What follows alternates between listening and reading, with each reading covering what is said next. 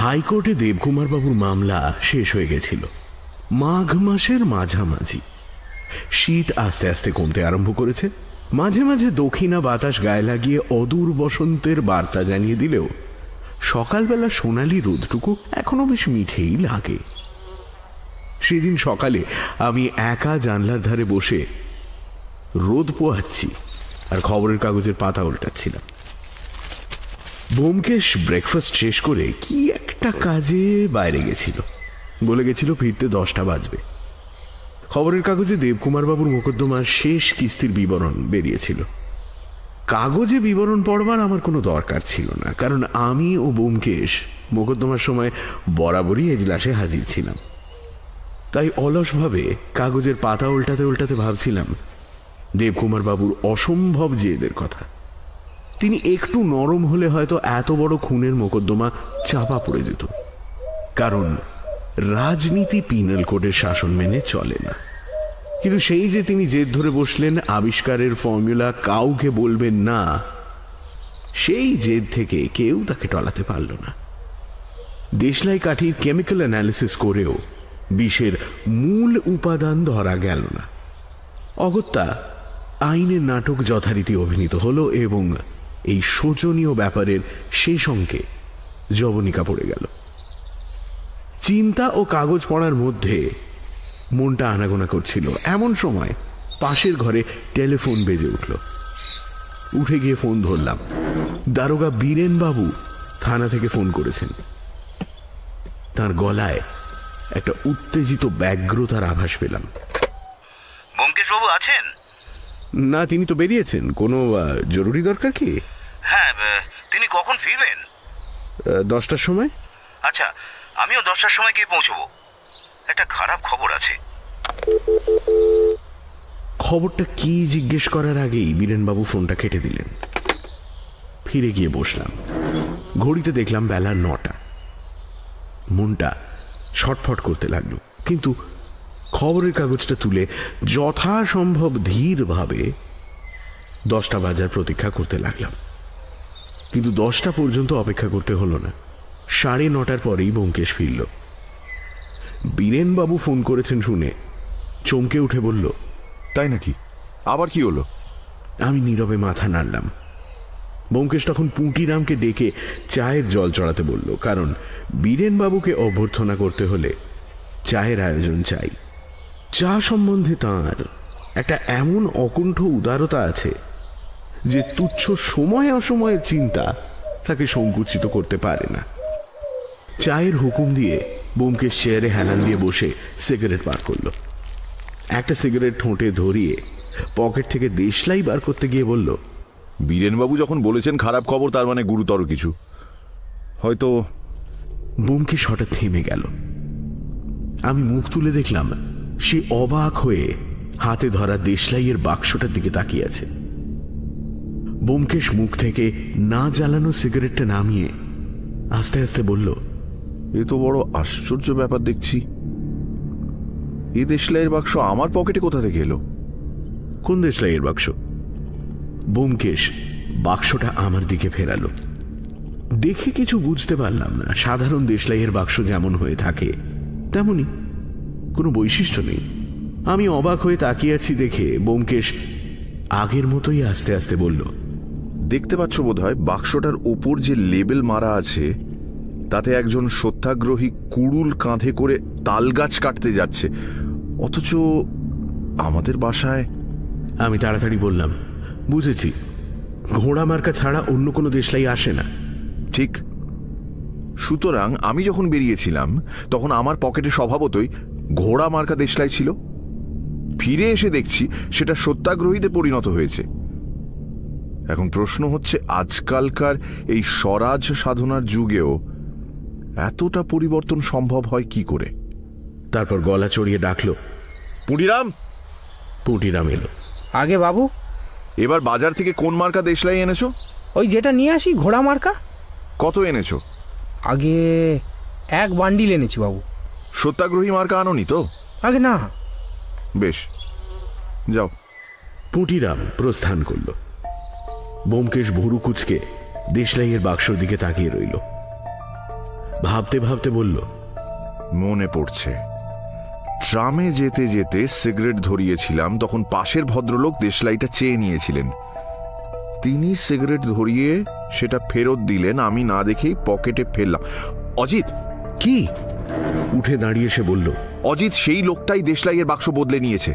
দেখলাম তার মুখ হঠাৎ কেমন ফ্যাকাশে হয়ে গেছে। আমি জিজ্ঞেস করলাম, লোকটা কে? তার চেহারাটা মনে আছে? না, ভালো করে দেখিনি। যতদূর মনে পড়ছে মাথায় মাংকি ক্যাপ ছিল আর চোখে কালো চশমা। ব্যোমকেশ কিছুক্ষণ চুপ করে রইল, তারপর ঘড়ির দিকে তাকিয়ে বলল, বীরেনবাবু কখন আসবেন বলেছেন? 10টায়। তাহলে তো তিনি এলেন বলে। আচ্ছা অজিত, বীরেনবাবু আজ কেন আসছেন জানো? না, কেন? আমার মনে হয়, আমার সন্দেহ হয়। এই সময় সিঁড়িতে বীরেনবাবুর ভারী পায়ের শব্দ শোনা গেল। ব্যোমকেশ কথাটা শেষ করল না। বীরেনবাবু এসে গম্ভীর মুখে বসলেন। ব্যোমকেশ তাঁকে সিগারেট দিয়ে বলল, নিজের দেশলাই দিয়ে ধরান।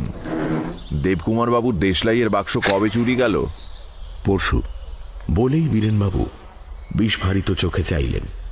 আপনি জানলেন কোত্থেকে? স্বয়ং চোর আমাকে খবর পাঠিয়েছে। বলে ব্যোমকেশ ট্রামে দেশলাই বদলের ব্যাপারটা বলল। বীরেনবাবু গভীর মনোযোগ দিয়ে শুনলেন। তারপর দেশলাইয়ের বাক্সটা উল্টে পাল্টে দেখে সন্তর্পণে সরিয়ে রেখে বললেন,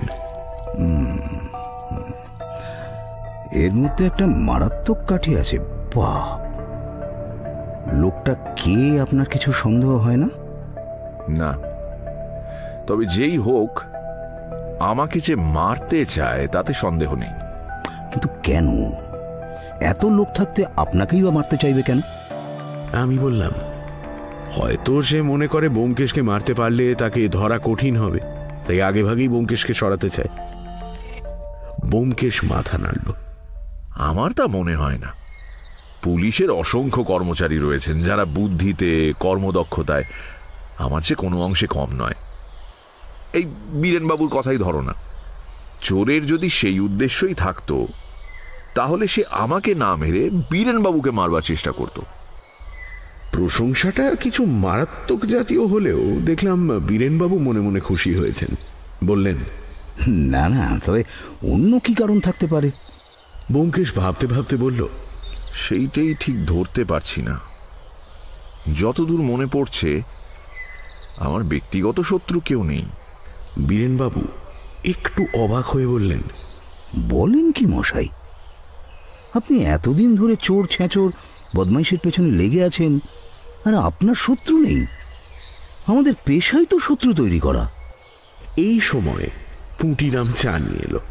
একটা পেয়ালা বীরেনবাবুর দিকে এগিয়ে দিয়ে ব্যোমকেশ একটু হেসে বলল, তা বটে, কিন্তু আমার অধিকাংশ শত্রুই বেঁচে নেই।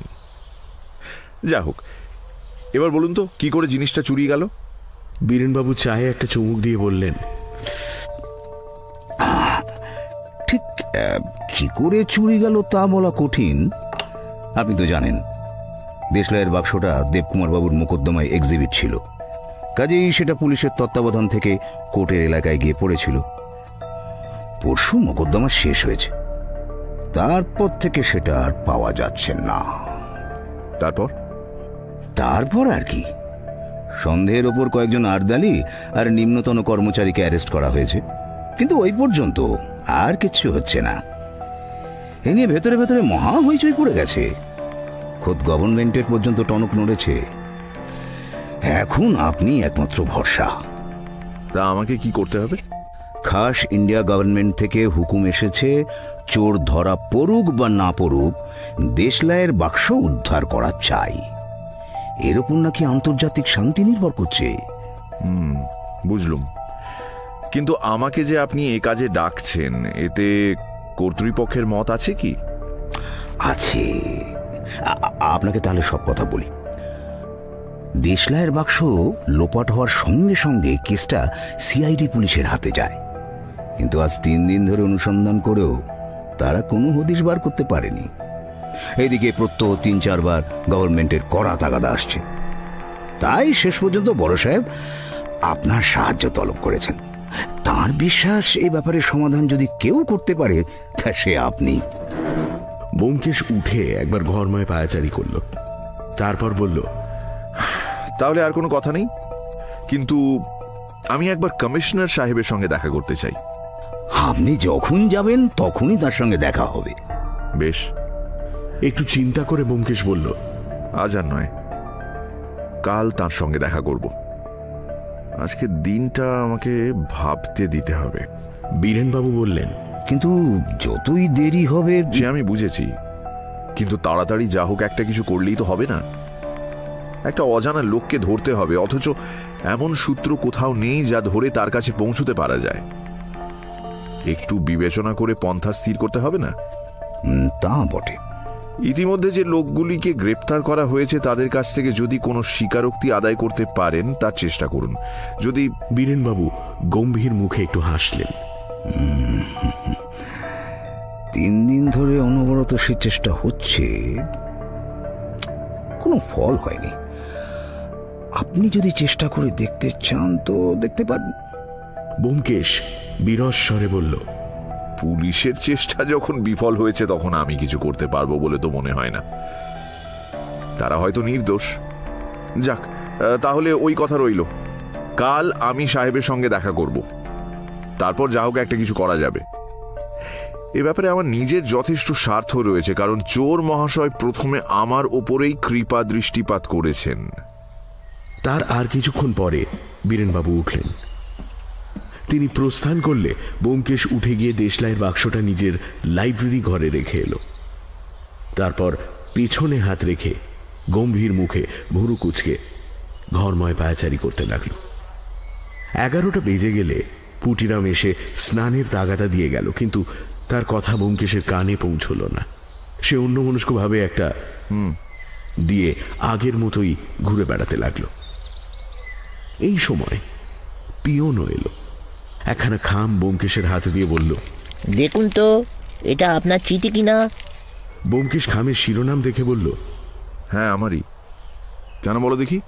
পিয়ন বলল, নিচের মেসে এক ভদ্রলোক বলছিলেন এইটি নাকি তার চিঠি। সে কি, ব্যোমকেশ বক্সী আরও আছে নাকি? বক্সি তো বলেননি, বললেন তার নাম কানে নাকি ব্যোমকেশ বোস। ব্যোমকেশ চিঠিখানা আরো ভালো করে দেখে বলল, ও তা হতেও পারে। বাগবাজারের মোহর দেখছি, কলকাতা থেকেই চিঠি এসছে। কিন্তু আমাকে কলকাতা থেকে খামে চিঠি কে লিখবে?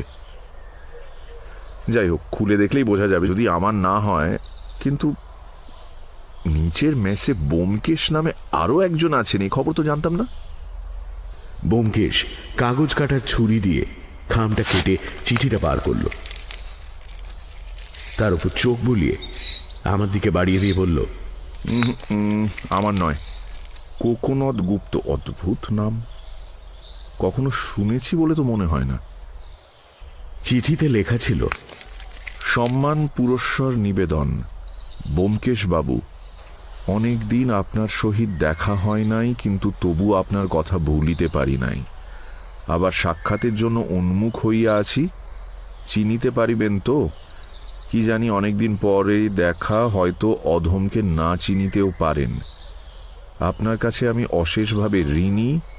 আপনার কাছে আমার জীবন বিকৃত হইয়া আছে, কিন্তু কর্মের জন্য বহুকাল স্থানান্তরে ছিলাম বলিয়া সে ঋণের কণামাত্র পরিশোধ করিতে পারি নাই। এখন ফিরিয়া আসিয়াছি, সাধ্যমতো চেষ্টা করিব। আমার কৃতজ্ঞতাপূর্ণ প্রীতি নমস্কার গ্রহণ করিবেন। ইতি আপনার গুণমুগ্ধ শ্রী কোকোনদ গুপ্ত। এই চিঠিটা না আমাদের পড়া উচিত হয়নি। অবশ্য খুব গোপনীয় যে কিছু আছে তা নয়, তবু এরকম আন্তরিক কথা অন্যের পড়া অপরাধ। তা তো বুঝছি। প্রেমিক প্রেমিকার চিঠি চুরি করে পড়ার মতো এই চিঠিখানা পড়লেও মনটা লজ্জিত হয়ে ওঠে। কিন্তু উপায় কি বলো? চিঠি আমার কিনা যাচাই করা চাইতো। কোকোনদ গুপ্ত বলে কাউকে তো আমি চিনি না, আর চিনলেও তার কোনো মহৎ উপকার করেছি বলে তো মনে হচ্ছে না। তাহলে যার চিঠি তাকে পাঠিয়ে দেওয়া উচিত। হ্যাঁ, পুঁটিরামকে ডাকি। পুঁটিরাম, পুঁটিরাম। কিন্তু পুটিরাম আসবার আগেই চিঠির মালিক নিজেই এসে উপস্থিত হলেন। নিচের মেসের সকল অধিবাসীদের সঙ্গেই আমাদের মুখ চেনাচেনি ছিল, কিন্তু এই ভদ্রলোককে এর আগে কখনো দেখিনি। বেঁটে খাটো দোহারা চেহারা, বোধ হয় মাঝ বয়সী, কিন্তু তার মুখ দেখে বয়স অনুমান করবার উপায় নেই। কপাল থেকে গলা পর্যন্ত মুখটা পুড়ে চামড়া কুঁচকে এমন এক অস্বাভাবিক আকার ধারণ করেছে যে আগে তার চেহারা কেমন ছিল তা অনুমান করা অসম্ভব। হঠাৎ দেখলে মনে হয় তিনি যেন একটা বিকট মুখোশ পরে আছেন। মুখে গোঁফদাড়ি নেই, এমনকি চোখের পাতা পর্যন্ত চিরদিনের জন্য নষ্ট হয়ে গেছে। চোখের দৃষ্টিতে মাছের মতো অনাবৃত নিষ্পলক ভাব দেখে চমকে উঠতে হয়। ভদ্রলোকের ঘরে ঢোকায় আমাদের চোখে ধাঁধা লেগে গিয়েছিল। তাই তার সহজ সাধারণ কণ্ঠস্বর শুনে যেন রূপকথার রাজ্য থেকে ফিরে এলাম। তিনি দরজার কাছে দাঁড়িয়ে একটু কুণ্ঠিত স্বরে বললেন, আমার নাম ব্যোমকেশ বসু। একখানা চিঠি। ব্যোমকেশ তাড়াতাড়ি উঠে বলল, আসুন আসুন, চিঠিখানা আপনাকে পাঠিয়ে দিচ্ছিলাম, আপনি এসেছেন, ভালোই হলো। বসুন, কিছু মনে করবেন না, নিজের মনে করে খাম খুলেছিলাম। এ নিন। চিঠিটা হাতে নিয়ে ভদ্রলোক ধীরে ধীরে পাঠ করে তারপর বললেন, কোকোনদ গুপ্ত। কোকোনদ কই, আমার তো। ব্যোমকেশের দিকে চোখ তুলে বললেন, আপনার চিঠি নয়, আপনি পড়েছেন নিশ্চয়ই। অপ্রস্তুতভাবে ব্যোমকেশ বলল, পড়েছি নিজের মনে করে, কিন্তু পড়ে দেখলাম আমার নয়। পিয়ন বলেছিল বটে, কিন্তু খামের উপর বোস কথাটা এমনভাবে লেখা হয়েছে যে বক্সি বলে ভুল হয়। জানেন বোধ হয় আমার নাম ব্যোমকেশ বক্সি। জানি বই কি, আপনি তো MS এর গৌরব। এখানে এসেই ইস্তক আপনার নাম শুনেছি, কিন্তু চিঠিটা আমার কিনা ঠিক বুঝতে পারছি না তো। কোকোনদ গুপ্ত নামটা চেনা চেনা মনে হচ্ছে বটে। যা হোক, আপনি যখন বলছেন যে আপনার নয়, তখন হয়তো আমারই হবে। ব্যোমকেশ হেসে বলল, মহৎ লোকের পক্ষে উপকার করে ভুলে যাওয়াটাই স্বাভাবিক। না না, তা নয়, অনেক দিনের কথা, তাই হঠাৎ মনে পড়ছে না, পরে হয়তো পড়বে। আচ্ছা, নমস্কার। ব্যোমকেশ জিজ্ঞেস করল, আপনি এই মেসে কতদিন এসেছেন? বেশি দিন না, এই তো ধরুন দিন 5-7 হবে। ও। ব্যোমকেশ হাসল। যাই হোক, তবু এতদিনে একজন বন্ধু পাওয়া গেল। আচ্ছা, নমস্কার। সময় পেলে মাঝে মাঝে আসবেন, একটু গল্প সল্প করা যাবে। ভদ্রলোক আনন্দিতভাবে সম্মতি জানিয়ে চলে গেলেন। ব্যোমকেশ একবার ঘড়ির দিকে তাকিয়ে জামার বোতাম খুলতে খুলতে বলল, অনেক বেলা হয়ে গেল, চলো চান টান করে খেয়ে নেওয়া যাক। তারপর দেশলাই চুরির মামলা সম্বন্ধে নিশ্চিন্ত হয়ে ভাবা যাবে। অনেক কিছু ভাববার কথা অজিত। যে বনে শিকার নেই, সেই বন থেকে বাঘ মেরে আনতে হবে। আচ্ছা, আমাদের এই 2 নম্বর ব্যোমকেশ বাবুটিকে আগে কোথাও দেখেছো বলে মনে হচ্ছে কি? আমি দৃঢ় স্বরে বললাম, না, ও মুখ কখনো দেখিনি। তুমি দেখেছো নাকি? ব্যোমকেশ একটু চিন্তা করে বলল, কিন্তু ওর চলার ভঙ্গিটা যেন পরিচিত, কোথাও একটা দেখেছি। সম্প্রতি নয়, অনেকদিন আগে। যাকে, এখন আর বাজে চিন্তা নয় বলে মাথায় তেল মাখতে মাখতে স্নান করতে চলে গেল। বরাবরই লক্ষ্য করেছি, চিন্তা করবার একটা বড় রকম খোরাক পেলে ব্যোমকেশ কেমন যেন নিশ্চল সমাহিত হয়ে যায়। তখন তার সঙ্গে কথা বলতে যাওয়া প্রাণান্তকর হয়ে ওঠে। হয় কথা শুনতে পায় না, না হলে এমন খেঁকিয়ে ওঠে যে হাতাহাতি না করে আর অন্য কোনো উপায় থাকে না। কিন্তু আজ দুপুরে খাওয়া দাওয়ার পর সে যখন বাইরের ঘরে এসে বসল এবং সিগারেটের পর সিগারেট পুড়িয়ে ছাই করে ফেলতে লাগলো, তখন তার ভাবগতিক দেখে বুঝলাম কোনো কারণে তার একাগ্র চিন্তার পথে বিঘ্ন ঘটছে। চেষ্টা করেও সে কোনো কারণে মনঃসংযোগ করতে পারছে না। তারপর সে যখন চেয়ার ছেড়ে উঠে এ ঘর ও ঘর ছটফট করে বেড়াতে লাগলো, তখন আমি জিজ্ঞেস করলাম, আজ কি হলো বলো তো তোমার? ওরম ফিজিট করছো কেন? ব্যোমকেশ লজ্জিতভাবে চেয়ারে বসে পড়ে বলল, কি জানি আজ কিছুতেই মন বসাতে পারছি না, কেবলই বাজে কথা মনে আসছে। আমি বললাম, গুরুতর কাজ যখন হাতে রয়েছে তখন বাজে চিন্তায় সময় নষ্ট করা উচিত নয়। একটু বিরক্তভাবে ব্যোমকেশ বলল, আরে আমি কি ইচ্ছে করে বাজে চিন্তা করছি? আজ সকালের ওই চিঠিখানা। কোন চিঠি? আরে ওই যে কোকোনদ গুপ্ত, ঘুরে ফিরে কেবল ওই কথাই মনে আসছে। আমি অবাক হয়ে বললাম, ওই চিঠিতে এমন কি আছে? কিছুই নেই, তবু মনে হচ্ছে চিঠিখানা যদি আমাকেই লিখে থাকে। ঠিক বুঝলাম না। চিঠির লেখককে তুমি চেনো না, আর একজন এসে সে চিঠি নিজের বলে দাবি করছে, তো তাহলে তোমার চিঠি হলো কি করে? তা বটে, কিন্তু চিঠির কথাগুলো তোমার মনে আছে? খুব গদগদভাবে, কৃতজ্ঞতা জ্ঞাপন ছাড়া আর তেমন তো কিছু ছিল না। এ নিয়ে এত চিন্তা কেন? হঠাৎ উঠে দাঁড়িয়ে সে বলল, ঠিক বলেছ, মস্তিষ্ককে বাজে চিন্তা করবার প্রশ্রয় দেওয়া কিছু নয়, ক্রমে একটা বদভ্যাসে দাঁড়িয়ে যায়।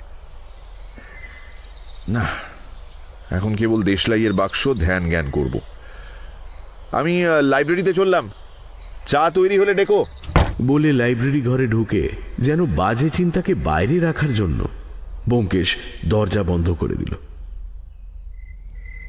বিকেল কেটে রাত হয়ে গেল, কিন্তু ব্যোমকেশের সেই অস্থির বিক্ষিপ্ত মনের অবস্থা দূর হল না। বুঝলাম সে এখনো কিছু স্থির করতে পারেনি।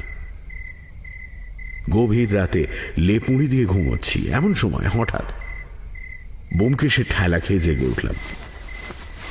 বললাম, কি হয়েছে?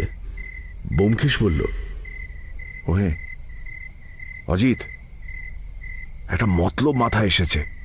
মাথার উপর লেপ চাপা দিয়ে বললাম, এত রাতে আবার কি মতলব? হ্যাঁ শোনো, যে লোক দেশলাই চুরি করেছে সেই আমাকে মারবার চেষ্টা করছে। কেমন? এখন মনে করো আমি যদি সত্যি... আমি ঘুমিয়ে পড়লাম। সকালে ব্রেকফাস্ট করতে করতে বললাম, এই কাল রাত্রে কিসব বলছিলে, শেষ পর্যন্ত শুনিনি। ব্যোমকেশ গম্ভীর মুখে কাগজ দেখতে দেখতে বলল, তা শুনবে কেন? কাল রাত্রে আমার মৃত্যু সংবাদ তোমাকে দিলাম, তুমি নাক ডাকিয়ে ঘুমোতে লাগলে। এমন না হলে বন্ধু। আমি আঁতকে উঠলাম। মৃত্যু সংবাদ? মানে শীঘ্রই আমার মৃত্যু হবে, কিন্তু তার আগে একবার কমিশনার সাহেবের সঙ্গে দেখা করা দরকার। ঘড়ির দিকে তাকিয়ে সে বলল, এখন 8:30, 9টার সময় বেরোলেই হবে। এই কি আবল তাবল বকছো তুমি? আমি কিছুই বুঝতে পারছি না। কিন্তু ব্যোমকেশ মৃদু হেসে কাগজে মন দিল। বুঝলাম কাল গভীর রাতে উত্তেজনার ঝোঁকে যা বলে ফেলেছে এখন আর তা সহজে বলবে না। নিশ্চয়ই কোনো অদ্ভুত ফন্দি বার করেছে। জানবার জন্য মনটা ছটফট করতে লাগলো। রাতে তার কথা শেষ হওয়ার আগেই ঘুমিয়ে পড়ে ভালো করিনি। মিনিট 5 নীরবে কাটল। ব্যোমকেশকে খোঁচা দিয়ে কথাটা বার করতে যাওয়া যায় কি না ভাবছি, হঠাৎ সে কাগজ মুখ থেকে সরিয়ে বলল, 1 লাখ টাকা দিয়ে 1 বাক্স দেশলাই কিনবে? হ্যাঁ, সে আবার কি? একজন ভদ্রলোক বিক্রি করতে চান, এই দেখো। বলে সে খবরের কাগজ আমার হাতে দিল।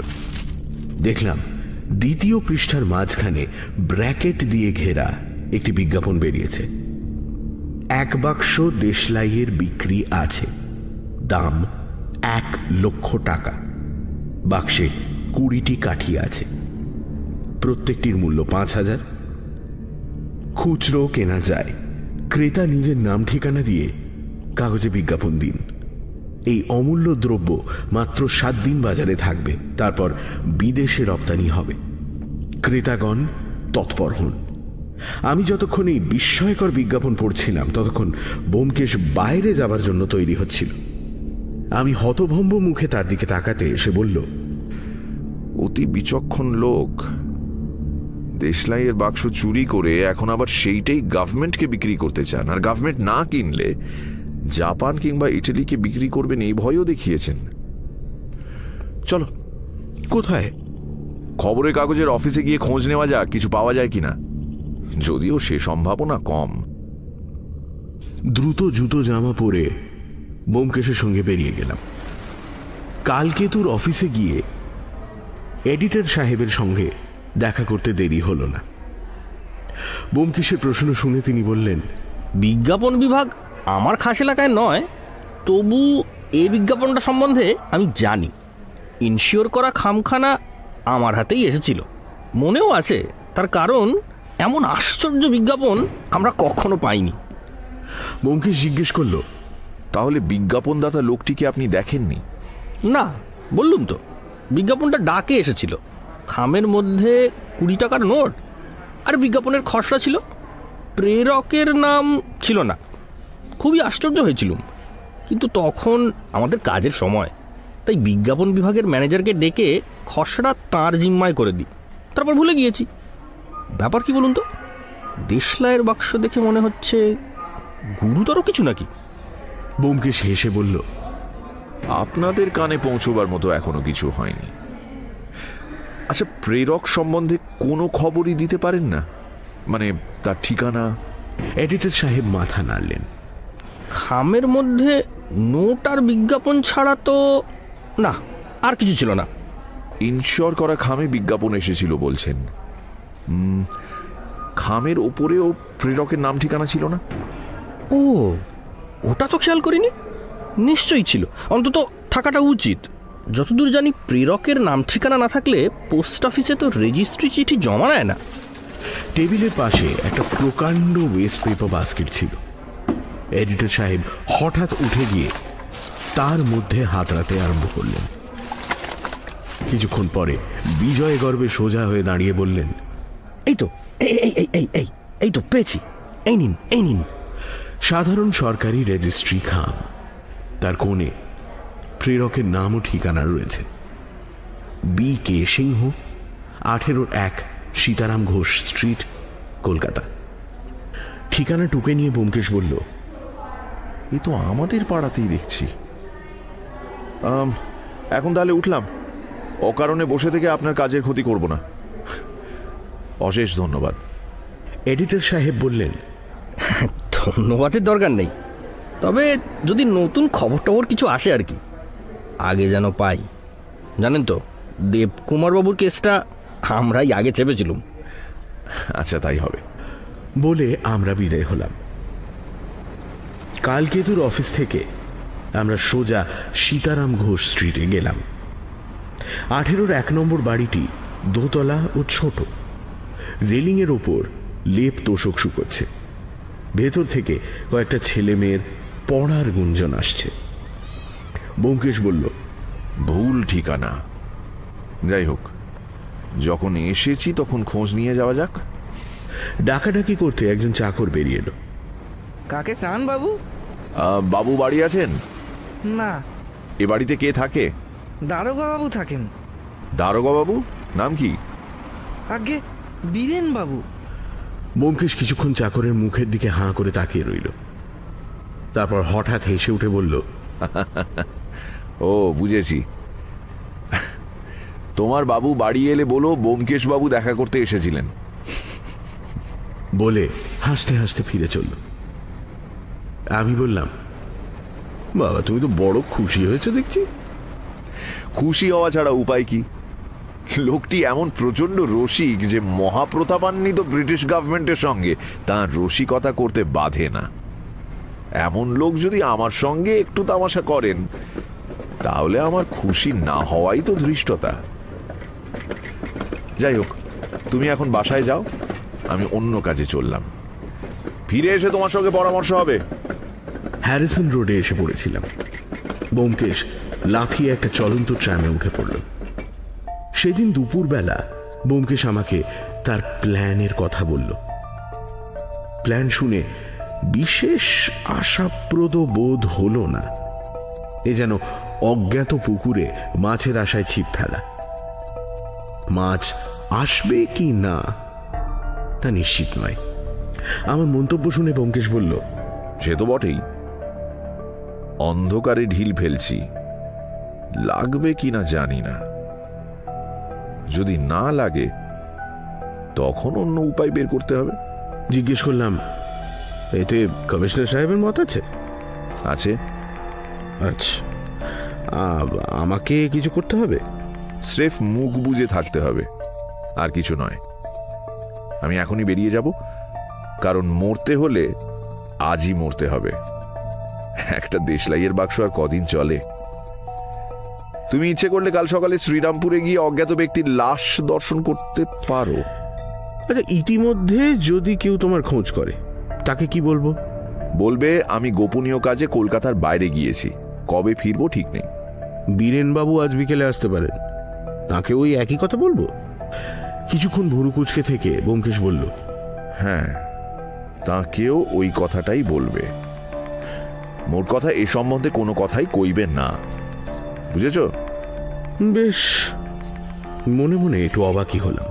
বীরেনবাবু পুলিশের লোক, বিশেষত এই ব্যাপারে তিনি ভারপ্রাপ্ত কর্মচারী। তার কাছেও কথা গোপন করতে হবে কেন? আমার অনুচ্চারিত প্রশ্ন যেন বুঝতে পেরেই ব্যোমকেশ বলল, বীরেনবাবুকে না বলার কোনো বিশেষ কারণ নেই, মামুলি সতর্কতা। বর্তমানে তুমি, আমি আর কমিশনার সাহেব ছাড়া এই প্ল্যানের কথা আর কেউ জানে না। অবশ্য কাল আরো কেউ কেউ জানতে পারবে, কিন্তু যতক্ষণ পারা যায় কথাটা চেপে রাখাই বাঞ্ছনীয়।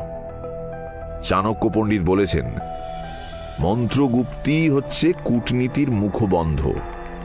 অতএব তুমি দৃঢ়ভাবে মুখ বন্ধ করে থাকবে, বুঝলে? ব্যোমকেশ বেরিয়ে যাওয়ার আধ ঘন্টা পরে বীরেনবাবুর ফোন এলো। ব্যোমকেশ বাবু কোথায়? তিনি কলকাতার একটু বাইরে গেছেন। কোথায় গেছেন তা তো জানি না। কখন ফিরবেন? কিছুই ঠিক নেই, 3-4 দিন হতে পারে। 3-4 দিন?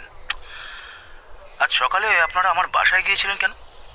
ন্যাকা সেজে বললাম, তা তো জানি না। তারের অপর প্রান্তে বীরেনবাবু একটা অসন্তোষ সূচক শব্দ করে বললেন, আপনি যে কিছুই জানেন না দেখছি। ব্যোমকেশ বাবু কোন কাজে গেছেন তাও জানেন না?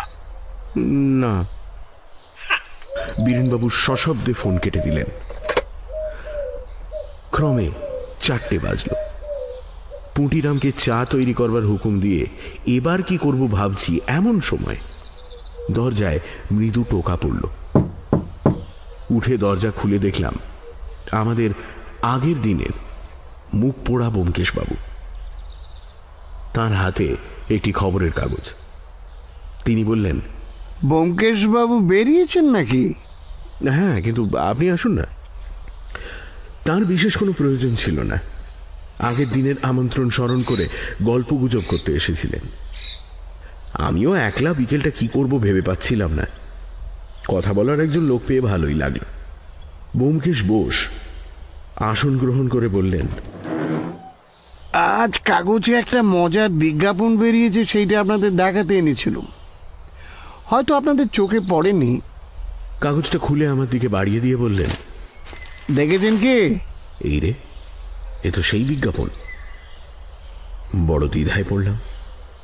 মিথ্যে কথা আমি খুব বিশ্বাসযোগ্য করে বলতে পারি না, বলতে গেলেই ধরা পড়ে যাই। অথচ ব্যোমকেশ চাণক্য বাক্য উদ্ধৃত করে মুখ বন্ধ রাখতে উপদেশ দিয়ে গেছে।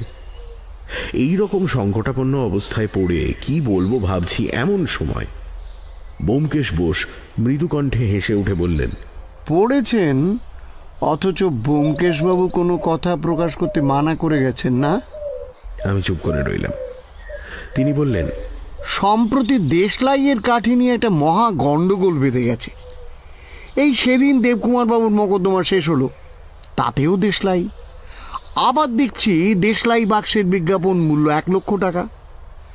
সাধারণ লোকের মধ্যে স্বভাবতই সন্দেহ হয় দুটোর মধ্যে কোনো যোগ আছে বলে সব প্রশ্ন চোখে আমার দিকে চাইলেন।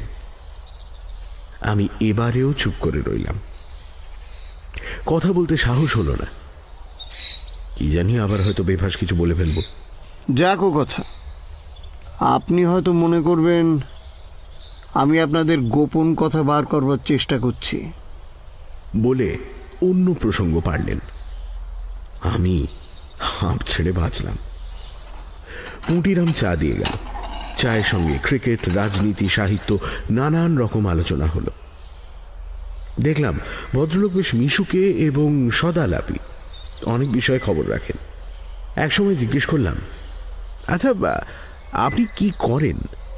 মানে কিছু মনে করবেন না, আমাদের দেশে এই প্রশ্নটা কিন্তু চলে। তিনি একটু চুপ করে থেকে বললেন, সরকারি চাকরি করি। সরকারি চাকরি? হ্যাঁ, তবে সাধারণ চাকরির মতো 10টা 4টে আপিস করতে হয় না। চাকরিটা একটু বিচিত্র ধরনের। ও, কি করতে হয়? এটা একটু বাড়াবাড়ি রকমের কৌতূহল হয়ে যাচ্ছিল, সেটা আমি বুঝতে পারছিলাম, কিন্তু কৌতূহল দমন করে রাখতেও পারলাম না। ব্যোমকেশ বোস ধীরে ধীরে বললেন, রাজ্য শাসন করবার জন্য গভর্নমেন্টকে প্রকাশ্যে ছাড়াও অনেক কাজ করতে হয়, অনেক খবর রাখতে হয়, নিজের চাকরদের উপর নজর রাখতে হয়। ধরুন আমার কাজটা ওই ধরনের। অবাক হয়ে বললাম, মানে আপনি সিআইডি? পুলিশের উপরেও পুলিশ থাকতে পারে তো। আপনাদের এই বাসাটি দিব্যি নিরিবিলি, মেসের মধ্যে থেকেও মেসের ঝামেলা ভোগ করতে হয় না। কদিন এখানে আছেন? কথা ঘোরাচ্ছেন দেখে আমি আর কিছু জিজ্ঞেস করলাম না। বললাম, আমি আছি এই ধরুন বছর 8 ব্যোমকেশ তার আগে থেকে আছে। তারপর আরো কিছুক্ষণ সাধারণভাবেই কথাবার্তা হলো। তার মুখের এরকম অবস্থা কি করে হলো জিজ্ঞেস করাতে তিনি বললেন, কয়েক বছর আগে ল্যাবরেটরিতে কাজ করতে করতে হঠাৎ অ্যাসিডের শিশি ভেঙে মুখে পড়ে যায়। সেই থেকে মুখের অবস্থা এই রকম হয়ে গেছে। এই কথাটি বলে তিনি উঠলেন। দরজার দিকে যেতে যেতে হঠাৎ ফিরে জিজ্ঞেস করলেন, দারোগা বীরেনবাবুর সঙ্গে আপনাদের জানাশোনা আছে? কেমন লোক বলতে পারেন? কেমন লোক? তার সঙ্গে তো আমাদের কাজের সূত্রে আলাপ, কাজেই তার চরিত্র সম্বন্ধে তো তেমন কিছু আমি জানি না। তাকে খুব লোভী মনে হয় কি? মাফ করবেন ব্যোমকেশ বাবু, তার সম্বন্ধে আমি কিছুই বলতে পারবো না।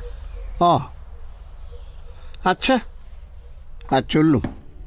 এই বলে ব্যোমকেশ বোস বেরিয়ে গেলেন। কিন্তু তার কথাগুলো আমার মনে কাঁটার মতো বিঁধে রইল। বীরেন বাবুর চরিত্র সম্বন্ধে ওর এত কৌতূহল কেন? বীরেন বাবু কি লোভী? পুলিশের কর্মচারী অনেকে ঘুষখোর হয় বলে আমি শুনেছি, তবে বীরেন বাবুর সম্বন্ধে কখনো কোনো রকম কানাঘুষো তো শুনিনি। তাহলে এই প্রশ্নের তাৎপর্য কি? এবং গভর্নমেন্টের এই গোপন ভৃত্যটি কোন মতলবে আমাকে এই প্রশ্নটা করল? পরদিন সকালে বিছানা ছেড়ে উঠে খবরের কাগজ খুললাম। যা আশা করেছিলাম তাই। বিজ্ঞাপনের পাতায় একেবারে শুরুতেই রয়েছে, গতকাল বিকেলে 5:30টার সময় শ্রীরামপুর স্টেশনের ওয়েটিং রুমে এক অজ্ঞাত ভদ্রলোকের লাশ পাওয়া গেছে। মৃতদেহে কোথাও ক্ষতচিহ্ন নেই। মৃত্যুর কারণ এখনো অজ্ঞাত। মৃতের বয়স আন্দাজ 30 বছর, সুশ্রী চেহারা, গোঁপদাড়ি কামানো, পরনে বাদামি রঙের গরম পাঞ্জাবি ও সাদা শাল।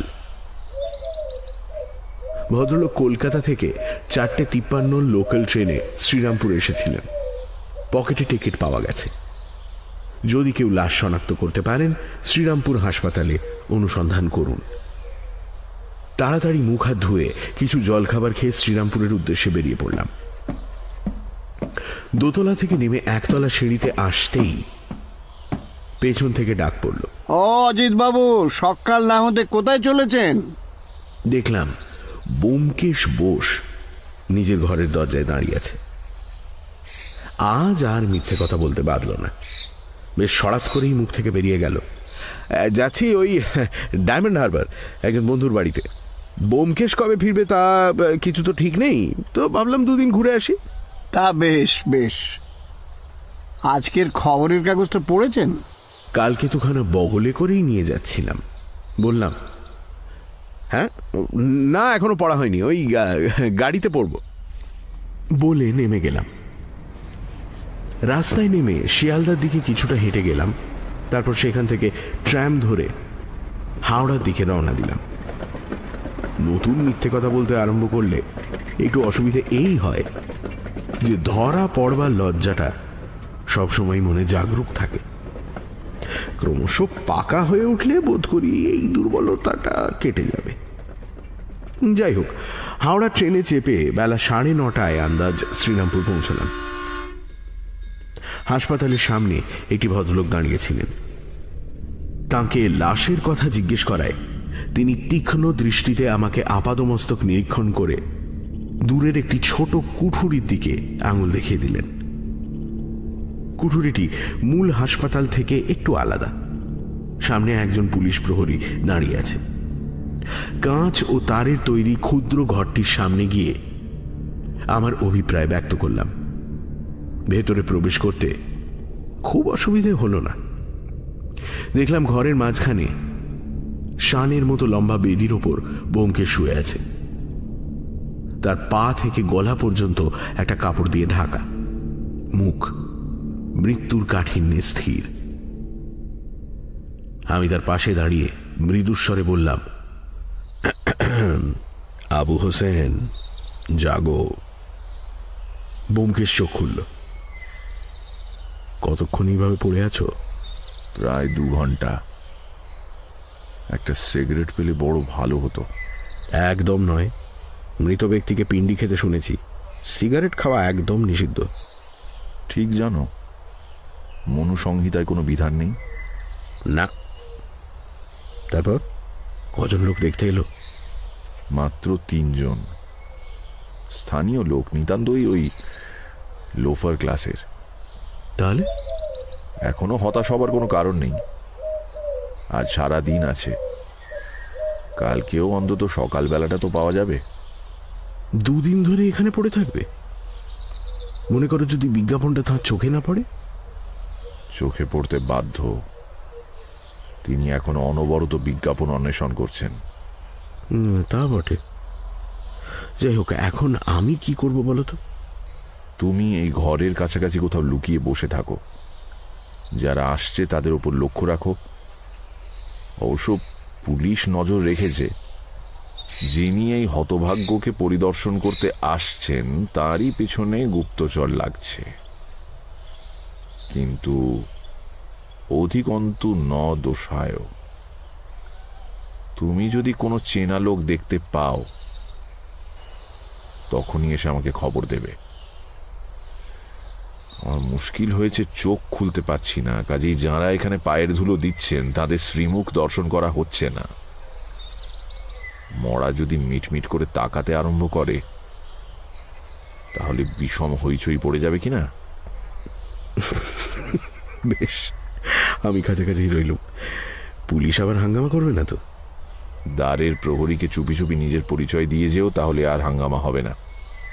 তিনি একটি বর্ণচোরা আম। দেখতে পুলিশ কনস্টেবল বটে, কিন্তু আসলে একজন সিআইডি দারোগা। বাইরে এসে ছদ্মবেশী প্রহরীকে নিজের পরিচয় দিলাম। তিনি পাশে একটি ঝোপ দেখিয়ে দিলেন।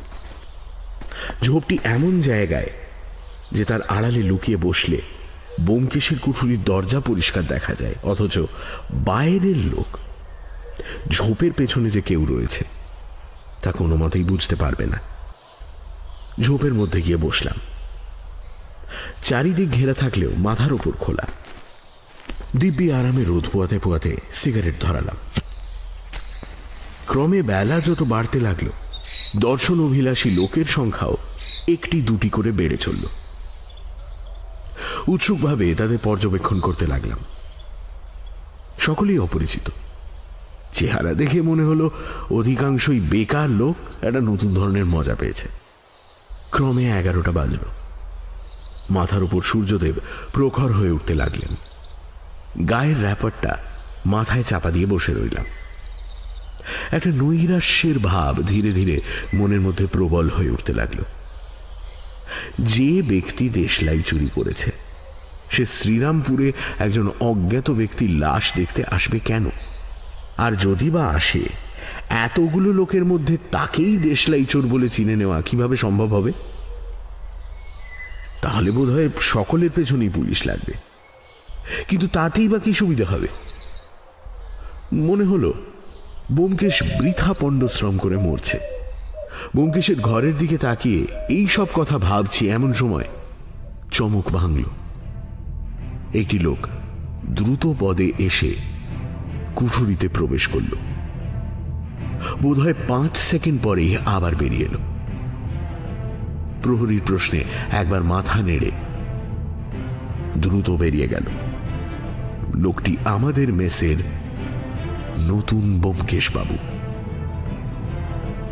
তাঁকে দেখে এতই স্তম্ভিত হয়ে গেছিলাম যে তিনি চলে যাবার পরও কিছুক্ষণ বিমূঢ়ভাবে বসে রইলাম। তারপর ধড়মড় করে উঠে ঘরের দিকে ছুটলাম। ব্যোমকেশ বোধ করি আমার পায়ের শব্দ শুনেই আবার মরার মতো পড়েছিল। তাই তার কাছে গিয়ে উত্তেজিত স্বরে বললাম, ও হে, কে এসেছিল জানো? তোমার বন্ধু মেসের সেই নতুন ব্যোমকেশ বাবু। ব্যোমকেশ শটান উঠে আমার দিকে বিস্ফারিত চোখে তাকালো। তারপর বেদি থেকে লাফিয়ে নিচে নেমে বলল, ঠিক দেখেছ?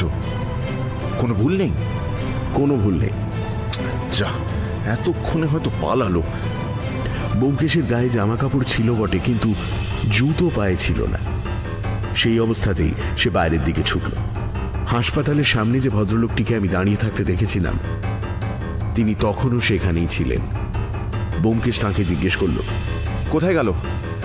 এখনই যে লোকটা এসেছিল কোথায় গেল? ভদ্রলোক অত্যন্ত বিচলিত হয়ে বললেন, সে কি মশাই, সেই লোকটাই নাকি? হ্যাঁ, তাকেই গ্রেফতার করতে হবে। ভদ্রলোক মাথায় হাত দিয়ে বললেন, যা, সে তো পালিয়েছে। পালিয়েছে? হ্যাঁ, মানে সে কলকাতা থেকে ট্যাক্সিতে এসেছিল, আবার ট্যাক্সিতে চড়ে পালিয়েছে। না, আমাদের মোটর বাইকের বন্দোবস্ত করা হয়নি, বুঝেছেন, তাই মানে। দাঁত ঘষতে ঘষতে ব্যোমকেশ বলল, এর জবাবদিহি আপনি করবেন। এসো অজিত, যদি একটা ট্যাক্সি পাওয়া যায়, হয়তো এখনো। কিন্তু ট্যাক্সি পাওয়া গেল না। অগত্যা বাসে চড়েই কলকাতা যাত্রা করলাম। পথে জিজ্ঞেস করলাম, উনি তাহলে? ব্যোমকেশ ঘাড় নাড়ল। কিন্তু তুমি বুঝলে কি করে? সে অনেক কথা পরে বলবো। আচ্ছা, উনি অত তাড়াতাড়ি পালালেন কেন? তুমি যদি মরে গিয়েই থাকো। উনি শিকারী বেড়াল। ঘরের মধ্যে পা দিয়েই বুঝেছিলেন যে ফাঁদে পা দিয়েছেন, তাই চটপট সরে পড়লেন। 12:30টার সময় মেসে পৌঁছে দোতলায় উঠে দেখলাম সিঁড়ির মুখে মেসের ম্যানেজার দাঁড়িয়ে রয়েছে। ব্যোমকেশ জিজ্ঞেস করল, ব্যোমকেশ বাবু এসেছিলেন? ম্যানেজার অবাক হয়ে ব্যোমকেশের দিকে তাকিয়ে বলল, 2 নম্বর ব্যোমকেশ বাবু? তিনি তো এই খানিকক্ষণ হলো চলে গেলেন। বাড়ি থেকে জরুরি খবর পেয়েছেন, তাই তাড়াতাড়ি চলে যেতে হলো। তিনিও আপনার খোঁজই করছিলেন, আপনাকে নমস্কার জানিয়ে গেছেন। বলে গেছেন আপনি যেন দুঃখ না করেন, শিগগির আবার দেখা হবে। শিষ্টতার এই প্রবল ধাক্কা সামলে নিয়ে ব্যোমকেশ বলল, তার ঘর কোনটা? ওই 5 নম্বর ঘর। 5 নম্বর ঘরের দরজায় তালা লাগানো ছিল। ব্যোমকেশ জিজ্ঞেস করল, এর চাবি কোথায়? ম্যানেজার বললেন, আমার কাছে একটা চাবি আছে, কিন্তু। খুলুন। চাবির বোঝা পকেট থেকে বার করতে করতে ম্যানেজার উৎকণ্ঠিত স্বরে বললেন, কি হয়েছে ব্যোমকেশ বাবু? বিশেষ কিছু নয়। যে ভদ্রলোকটি এই ঘরে ছিলেন তিনি একজন দাগী আসামি। ম্যানেজার তাড়াতাড়ি দরজা খুলে দিলেন। ঘরে প্রবেশ করে ব্যোমকেশ একবার চারদিকে দৃষ্টিপাত করে নিয়ে বলল, এ কি, তিনি তো কিছুই নিয়ে যাননি দেখছি। বাক্স, বিছানা সবই তো রয়েছে। তিনি কেবল একটা ছোট হ্যান্ডব্যাগ আর জলের খুঁজো নিয়ে গেছেন, আর সবই রেখে গেছেন। বললেন 2-4 দিনের মধ্যে ফিরবেন। আমিও ভাবলুম। ঠিক কথা। আপনি এবার থানার দারোগা বীরেনবাবুর কাছে খবর পাঠান, তাকে জানান যে চোরের সন্ধান পাওয়া গেছে, তিনি যেন শিগগির আসেন। আমরা ততক্ষণে এই ঘরটা একবার দেখিনি। ম্যানেজার চলে যাওয়ার পরে ব্যোমকেশ ঘরের আসবাবপত্রের মধ্যে অনুসন্ধান করতে আরম্ভ করল। এই মেসের প্রায় সব ঘরগুলি বড় বড়, প্রত্যেকটিতে 2 বা 3 জন করে ভদ্রলোক থাকতেন। কেবল এই 5 নম্বর ঘরটি ছিল ছোট, 1 জনের বেশি থাকা চলে না, ভাড়াও কিছু বেশি পড়ত, তাই ঘরটা অধিকাংশ সময় খালি পড়ে থাকত। যিনি মেসে থেকেও অন্য কারুর সঙ্গে নয়, একা একটি ঘর নিয়ে থাকতে চান, তার পক্ষে এই ঘরটি চমৎকার। ঘরে গোটা 2 ট্রাঙ্ক ও বিছানা ছাড়া আর বিশেষ কিছু ছিল না। ব্যোমকেশ বিছানাটা পর্যবেক্ষণ করে বলল, শীতের সময় অথচ লেপ তোষক বালিশ কিছুই নিয়ে যাননি, অর্থাৎ বুঝেছ না? কি? অন্যত্র আর এক সেট বন্দোবস্ত আছে। ব্যোমকেশ বিছানা উল্টে পাল্টে দেখল, কিন্তু কিছুই পাওয়া গেল না। আমি জিজ্ঞেস করলাম, তুমি কি আশা করছো দেশলাইয়ের বাক্সটা তিনি এই ঘরে রেখে গেছেন? না, তাহলে তিনি ফিরে এলেন কেন? আমি খুঁজছি তার বর্তমান ঠিকানা, যদি কোথাও কিছু পাই যা থেকে তার প্রকৃত নামধামের কিছু ইশারা পাওয়া যায়। তার সত্যিকারের নাম যে ব্যোমকেশ বসু নয়, এটা বোধহয় তুমিও এতক্ষণে বুঝতে পেরেছো। মানে কি বলে, হ্যাঁ তা পেরেছি বই কি, কিন্তু ব্যোমকেশ ছদ্মনাম গ্রহণ করার উদ্দেশ্য কি? বিছানার উপর বসে ব্যোমকেশ ঘরের এদিক ওদিক তাকাতে তাকাতে বলল, উদ্দেশ্য প্রতিহিংসা সাধন। অজিত, প্রতিহিংসার মনস্তত্ত্বটা বড় আশ্চর্যের। তুমি গল্প লেখক, সুতরাং মনস্তত্ত্ব সম্বন্ধে সবই জানো। তোমাকে বলাই বাহুল্য যে নেপথ্য থেকে প্রতিহিংসা সাধন করে মানুষ সুখ পায় না। প্রত্যেকটি আঘাতের সঙ্গে সে জানিয়ে দিতে চায় যে সে প্রতিহিংসা নিচ্ছে। শত্রু যদি জানতে না পারে কোথা থেকে আঘাত আসছে, তাহলে প্রতিহিংসার অর্ধেক আনন্দই ব্যর্থ হয়ে যায়। ইনি তাই একেবারে আমার বুকের ওপর এসে চেপে বসেছিলেন। এটা যদি সুসভ্য 20 শতাব্দী না হয়ে প্রস্তর যুগ হতো, তাহলে এত ছলচাতুরির দরকার হতো না। উনি একেবারে পাথরের মুগুর নিয়ে আমার মাথায় বসিয়ে দিতেন। কিন্তু এখন সেটা চলে না, ফাঁসি যাওয়ার ভয় রয়েছে। মোট কথা, প্রতিহিংসার পদ্ধতিটা বদলেছে বটে, কিন্তু মনস্তত্ত্বটা বদলায়নি। আজ যে উনি আমার মৃত মুখখানা দেখবার জন্য শ্রীরামপুরে ছুটেছিলেন, সেও ওই একই মনোভাবের দ্বারা পরিচালিত হয়ে। ব্যোমকেশ খামখেয়ালি গোছের হাসল। চিঠিখানার কথা মনে আছে তো? সেটা আমারই উদ্দেশ্যে লেখা এবং উনি নিজেই লিখেছিলেন। তার বাহ্য কৃতজ্ঞতার আড়ালে লুকিয়েছিল অতি ক্রূর ইঙ্গিত। তিনি যতদূর সম্ভব পরিষ্কারভাবে লিখে জানিয়েছিলেন যে তিনি ভোলেননি, ঋণ পরিশোধ করবার জন্য ব্যগ্র হয়ে আছেন। আমরা অবশ্য তখন চিঠির মানে ভুল বুঝেছিলাম। তবু আমার মনে একটা খটকা লেগেছিল, তোমার বোধহয় মনে আছে। সেই চিঠির কথাগুলো যেন এবার নতুন চোখে দেখলাম। বললাম, মনে আছে, কিন্তু তখন কে জানতো? আচ্ছা, লোকটা তোমার কোনো পুরনো শত্রু না? তাতে কিছুমাত্র সন্দেহ নেই। লোকটা কে তা কিছু বুঝতে পারছো না? বোধহয় একটু একটু পারছি, কিন্তু এখনো কথা যাক, আগে তার বাক্সগুলো দেখি। একটা বাক্সের চাবি খোলাই ছিল, কিন্তু তাতে দৈনন্দিন ব্যবহারের কাপড় চোপড় ছাড়া আর কিছুই ছিল না। অন্যটা তালা নিয়ে ব্যোমকেশ 2-1 নাড়াচাড়া করে একটু চাপ দিতেই সেটাও খুলে গেল। ভেতরে কয়েকটা গরম কোট, পাঞ্জাবি ইত্যাদি রয়েছে। সেগুলো বার করার পর তার তলা থেকে বেরোলো 1 শিশি স্পিরিট গাম ও কিছু বিনুনি করা নকল চুল। সেগুলো তুলে ধরে ব্যোমকেশ বলল,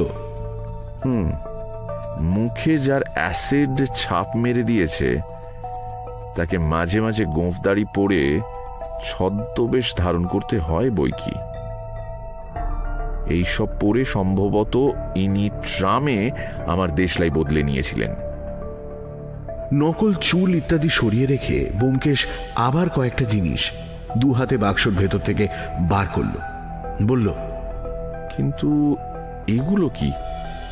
ওয়াটারপ্রুফ কাপড়ে জড়ানো কয়েকটি জিনিস ছিল। ব্যোমকেশ সাবধানে সেগুলি মেঝের ওপর রেখে মোড়কটা খুলল। একটি আধ আউন্সের খালি শিশি, কয়েক খণ্ড শিলমোহর করবার লাল রঙের গালা ও অর্ধেক পোড়া একটি মোমবাতি রয়েছে। ব্যোমকেশ শিশির ছিপি খুলে গন্ধ শুকল। মোমবাতি ও গালা খুব মনোযোগ দিয়ে দেখল এবং শেষে ওয়াটারপ্রুফ কাপড়টা তুলে নিয়ে পরীক্ষা করল। দেখলাম সাধারণ ওয়াটারপ্রুফ কাপড় নয়, খুব ভালো জাতীয় ওয়াটারপ্রুফ কাপড়, একটু নীলাভ এবং স্বচ্ছ, আয়তনে একটা রুমালের মতো। বর্তমানে তার একটি কোণের প্রায় সিকি ভাগ কাপড় নেই, মনে হয় কোনো কারণে ছিঁড়ে নেওয়া হয়েছে। ব্যোমকেশ ধীরে ধীরে বলল, শিশি, গালা, মোমবাতি এবং ওয়াটারপ্রুফের একত্র সমাবেশ, মানে বুঝতে পারলে? না, কি মানে? ওয়াটারপ্রুফ থেকেও কিছু আন্দাজ করতে পারলে না? হতাশভাবে বললাম, না কিছুই না। তুমি কি বুঝলে? সবই বুঝেছি, শুধু ভদ্রলোকের বর্তমান ঠিকানা ছাড়া। চলো অজিত, এখানকার কাজ আমাদের শেষ হয়েছে। এই সময় ম্যানেজার বাবু ফিরে এলেন। বললেন, ব্যোমকেশ বাবু, দারোগা বাবুকে খবর দিয়েছি, তিনি এলেন বলে। বেশ। আচ্ছা ম্যানেজার বাবু, আমার এই বন্ধুটি যখন চলে গেলেন তখন আপনি নিশ্চয়ই তার সঙ্গে সদর পর্যন্ত গিয়েছিলেন? আগে না। ট্যাক্সির নম্বরটা আপনার চোখে পড়েনি? মাথা নেড়ে ম্যানেজার বললেন, নীল রঙের পুরনো ট্যাক্সি, ড্রাইভার একজন শিখ, এইটুকুই লক্ষ্য করেছিলাম। একটু চুপ করে থেকে ব্যোমকেশ বলল, সে সময় দরজার কাছে আর কেউ ছিল?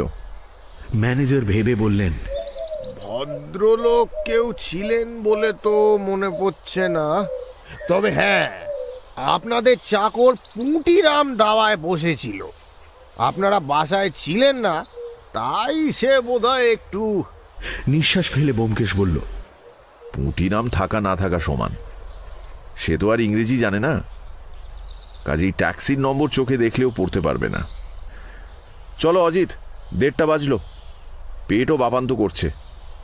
ম্যানেজার বাবু, এবেলা 2টি ভাত আমাদের দিতে হবে, অবশ্য যদি অসুবিধা না হয়।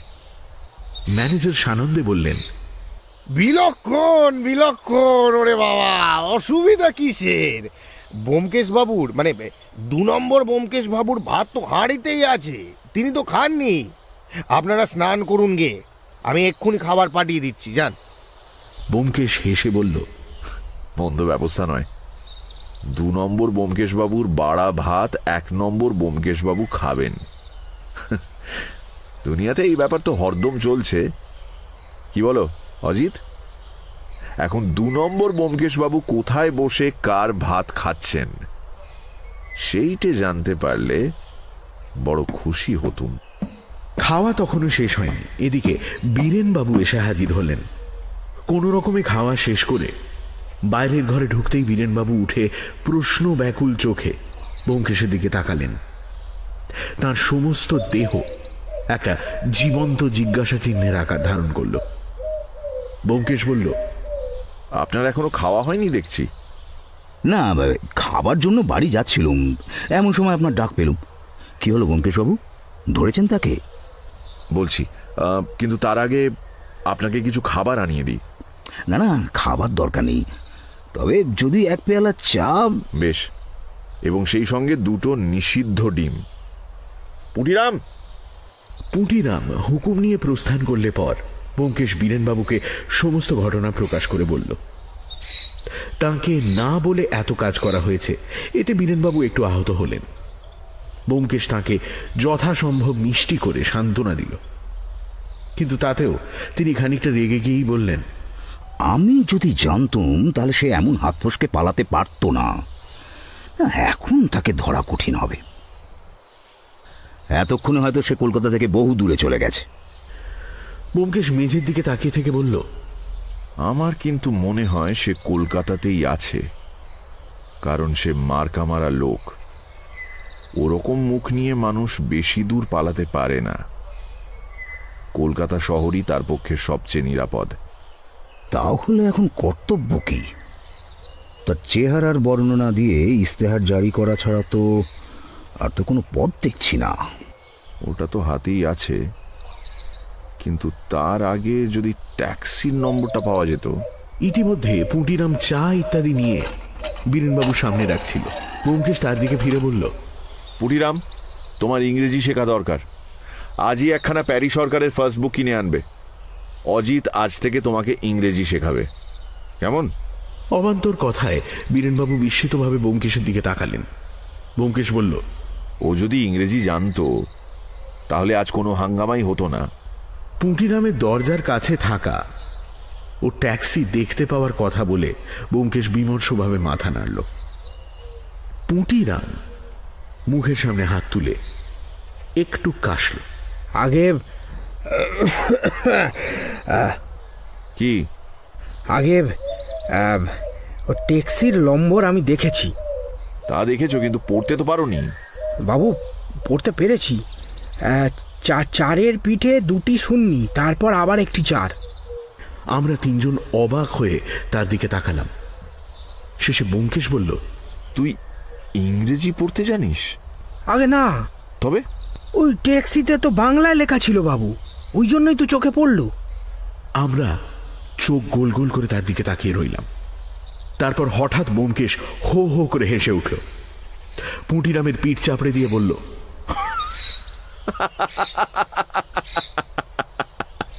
বুঝেছি, বহুত আচ্ছা। পুটিরাম, আজ থেকে তোমার মাইনে 1 টাকা বাড়িয়ে দিলুম।